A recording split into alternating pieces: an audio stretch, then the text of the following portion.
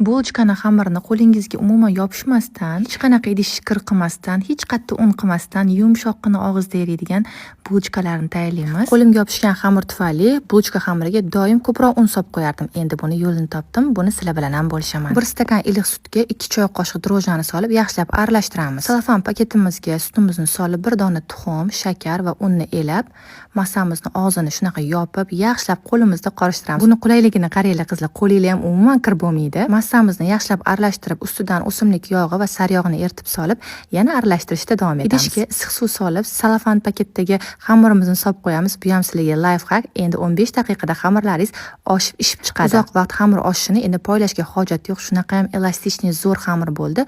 Bo'laklarga bo'lib, zuvalachalarga bo'lib olamiz. Ichiga xohlagan nachinkilarni solsanglar bo'ladi. Men varyonniy moloko soldim.